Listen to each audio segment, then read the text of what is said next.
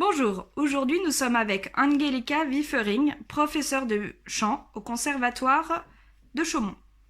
Angelika, aujourd'hui vous deviez avoir une audition. Mais qu'est-ce qu'une audition? Une audition, en fait, les élèves qui ont travaillé pendant un certain temps, donc ça veut dire 3 mois, 4 mois, 5 mois, vont se produire en public pour voir ce qui reste de ce travail quand c'est chanté ou interprété devant le public.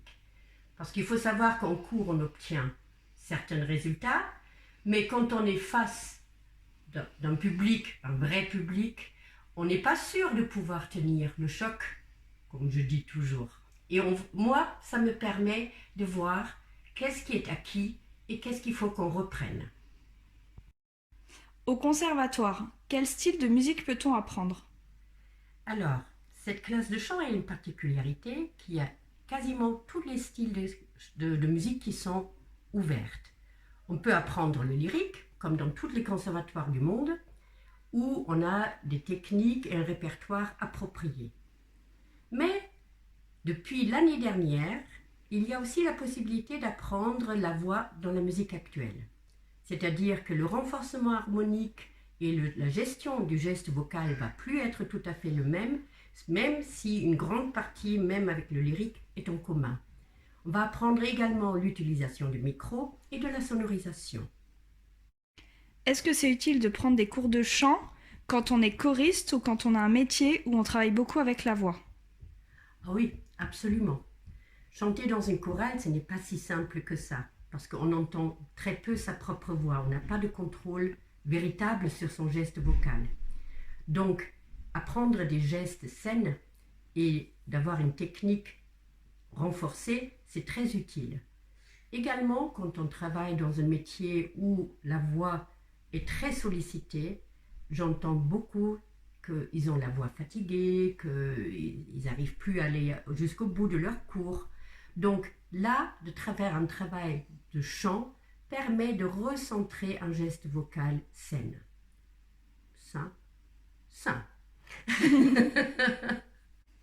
Donc il y a la possibilité pour cela de s'inscrire dans un cycle court qui est conçu spécialement pour ces profils de personnes.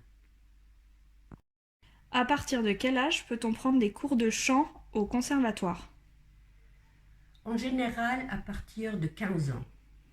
Il faut attendre que la mue soit passée.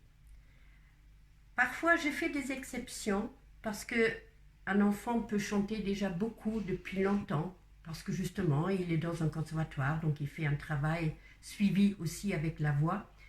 Mais ça, c'est vraiment au cas par cas. Il faut voir et on fait un temps d'essai pour voir s'il est mûr et mature pour entreprendre le travail de la voix. Les cours sont-ils en groupe ou en individuel? C'est des cours individuels. En début, on commence avec 30 minutes et quand on a avancé dans les différents cycles, ça peut aller jusqu'à 45 minutes. Chaque semaine, il y a un cours avec pianiste, accompagnateur, pour travailler les répertoires et les techniques vocales. Faites-vous aussi travailler les gens qui veulent chanter ensemble? Oui, absolument. Il y a ce qu'on appelle l'atelier chanson d'ici d'ailleurs. Le répertoire est très varié. Actuellement, il s'agit d'un ensemble féminin, polyphonique, et on travaille les musiques du monde. Donc, dans différentes langues, ça peut aller de l'italien au japonais, au tchèque, au russe, en allemand, en français. On a obtenu cette année. Et cette année, c'est un peu particulier parce qu'on travaille avec Aude Bertrand qui nous initie à la mise en espace d'un répertoire qu'on a déjà travaillé depuis l'année dernière.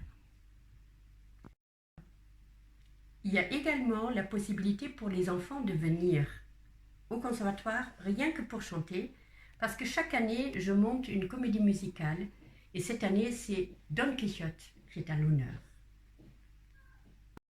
Merci beaucoup Angelika du temps que vous nous avez accordé. Passez une bonne soirée et portez-vous bien. Merci à vous, portez-vous bien tous et à bientôt à la réouverture du conservatoire.